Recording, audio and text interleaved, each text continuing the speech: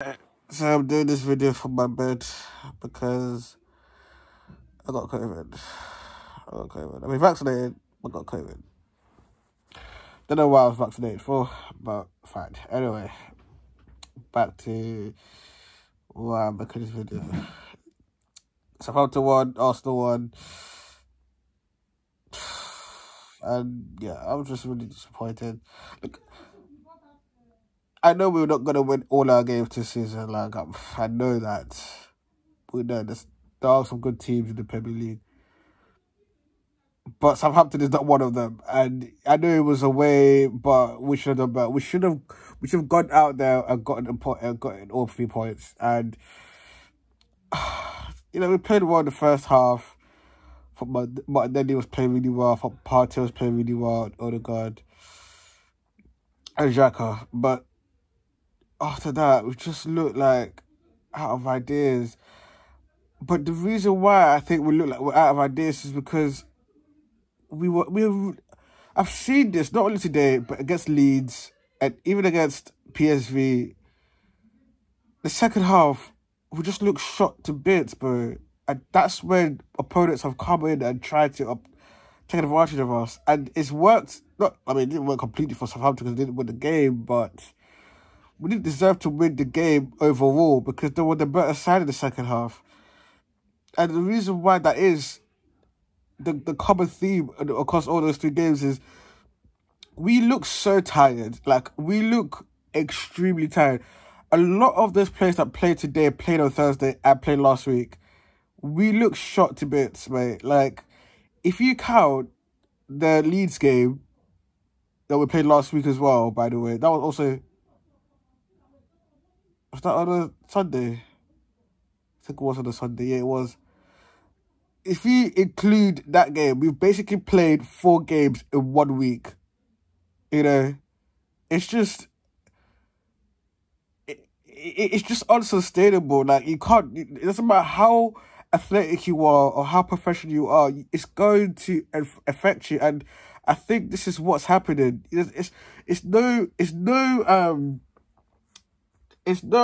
a mystery that every single time we start a second half, we look slow because we're absolutely slumped afterwards. Like, I was watching that game, and I remember just the second half especially, and I remember there was a pass that Odegaard put Jesus through, and I'm thinking, why is he so slow?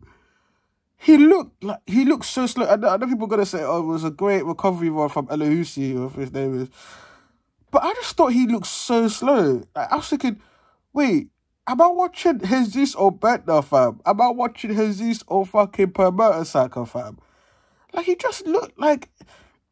He looked extremely slow. And I don't know if that's... I think that's fatigue. I'm being honest. I think we look absolutely tired. We are so tired. And I'm not surprised when you played 4 games in 1 week. You're going to be shot to bits. This whole World Cup thing, they're trying to rush...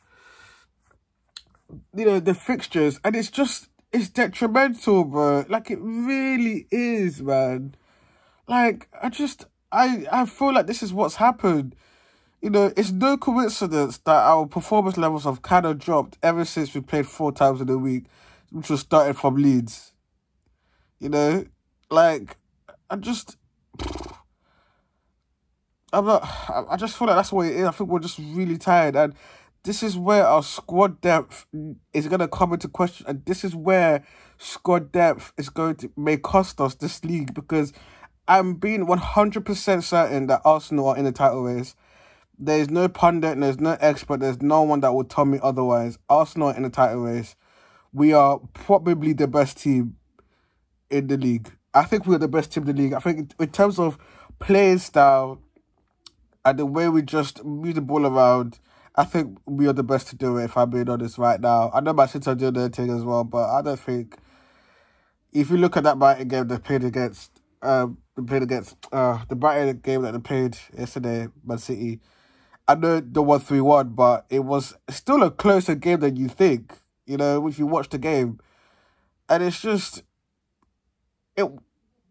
We are in this title race, and in order to sustain that, we need that squad depth, and this fatigue is, it's gonna keep happening because, players. A lot of our players are going to the World Cup. Great, so they're gonna play in the World Cup as well. And then they'll come back. Then we have this Christmas period that is notoriously just heavy. Like, it's just. And I also played 9 games in 1 month. No, not 9. I think I played 11 games in 1 month. And it's just a bit like, we need to catch a break, bro. One of our games got postponed, yeah, but we was on substitute for in the Europa League game. You know what I mean? So it's just a bit like, look, in saying that though, I did think that the referee's decision today was a bit appalling. Like, and look, we've gotten away with some this season. Like, there have been some where I thought, penalty should have been given. Even just look at the Leeds game, then how VAR really helped us here. That helped us that time. You know what I'm saying? So it was coming to bite us in the ass, but still, like, you look at that game yesterday against Chelsea United and how they got their penalty, and I'm thinking, wait, hold on a minute. This guy is full on feeling up Jesus, bro, and like put his arms around him and everything, and in the box, and you're telling me that's not a penalty, And this is the thing about giving penalties like that, like they did yesterday. Like, it's setting a precedent. Like, these things happen in football. Players hold each other back in the corners. It's a foul. It's a foul. But is it a penalty? Probably not. Because of how many times it happens, it's probably not a penalty. But when you do that, or you give that, I mean, some things. Okay, look, the McTominay one, I think, was probably a penalty because of how much he put his arms around him. Like, it was actually, it was, he falls out a bit too easily, yes, but initially he's absolutely stopping him from making the run. And I think there's a way you hold people back, right? There's a way you hold people back when you try to defend a corner. They do it with one hand. If you have like a really strong arm, you could just use that one arm and just like sort of body them, right? But he was trying to hug him, bro, like it was rugby. But you see that normally, right? And you're thinking, how was that not a penalty? But then you just kind of like pass it off because, you think these things never get given. But it happens like it did yesterday. And then you see what happened today with the Jesus thing. You're thinking, okay, it's basically the exact same thing. Why is that not blown? That was a bit outrageous. The Ben White push as well. People might say that was tough for me, he went out too easily, but it was a blatant push too, though. That is also a blatant push. So, and then, this is the same guy that he also gave a yellow card to Bukayo for simulation, for diving. When you look at the replay, it was not a dive, bro. Like, it was just some of the advantages he was given that would lasted like 0.00000000001 second, fam. Like, anyway, I don't want to get into that because I don't want to talk about referees, because at the end of the day, like, we did have some chances, and I'm looking at our squad depth, bro, and I'm thinking, right, all right, so he took off Odegaard and put on Vieira, and Vieira looks like I know they're making like fun of him because he kind of looks like what's that guy's name from Prison Break? What's his name? Teabag. Yeah. But he looks skinny as fuck, bro.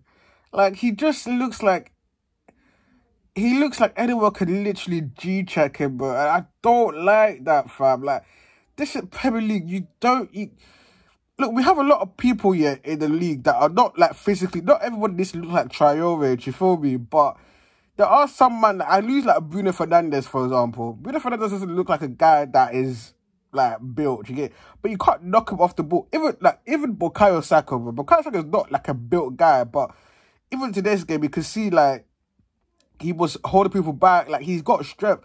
Vieira doesn't look. He looks like he hasn't hit that part of his puberty yet. Do you know what I'm saying? Like, you know when like boys, yeah, growing beards, yeah, like at a young age, innit? But they haven't got anything else. Do you know what I'm saying? Like they're still like in the puberty stage. They haven't gotten that man strength. It looks like Vieira still ain't got his man strength, dude. Like he just, every time I look at him, he just looks a little bit lost. And it's like, and that's what I understand why he plays the Europa League games, because you know, trying to build his confidence, trying to build his sort of like relationship as well on the pitch. But he comes on for Odegaard, and I'm thinking to myself, he just lost the ball so many times. He's got body checked. Like, I'm like, bro, oh, like it just.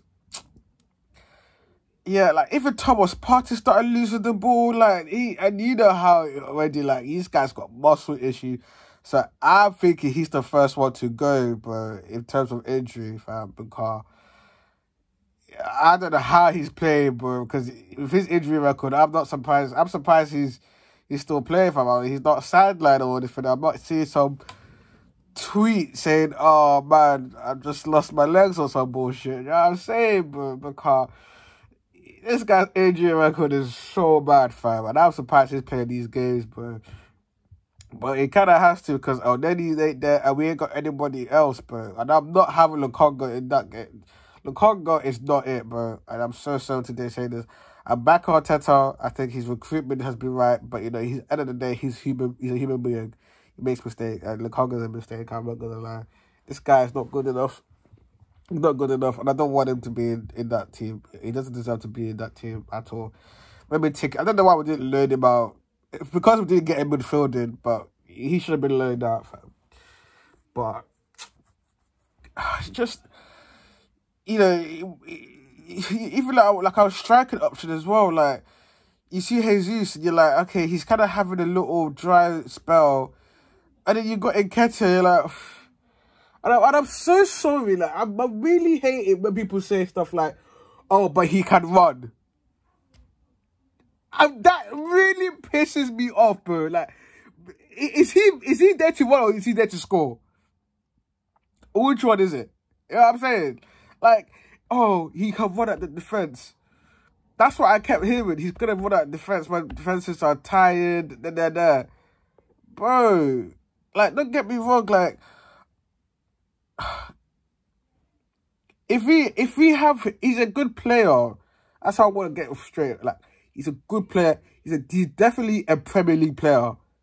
Do you get it? Like, I remember back there when I used to think that this guy is definitely Championship, bro.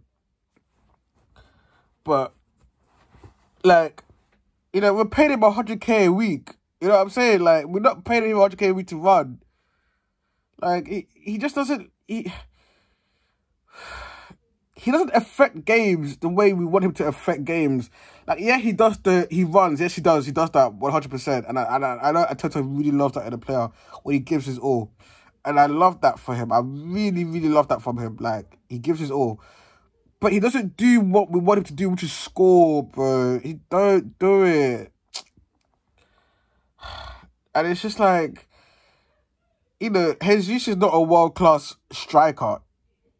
You know, he's not like your typical striker who can, like, you know, just put the ball in the back of the net. He's not like your Lewandowski's or your Suarez's, like, do you know what I'm saying? He's not like that, fam. Like, he's a bit more technical than that, but also, like, he's not really that ruthless like that. Do you feel me? I know he's got a brilliant goals to game ratio. I think it's the best, actually, as a striker. But, like, maybe over time he'll get better. But, like, when he does have these dry spells, we need someone to come on and, like, put the ball in the back of the net. And Nketiah ain't that, fam. And this is what I go back again to. The squad depth, man. Like, we really missed the trick not buying an attacker and a midfielder. Like, we honestly missed the trick. Like, I'm sick and tired of Arsenal going to seasons lackluster. Like, we knew this coming into that we needed a midfielder, we needed an attacker. And look, and this is not me being starting.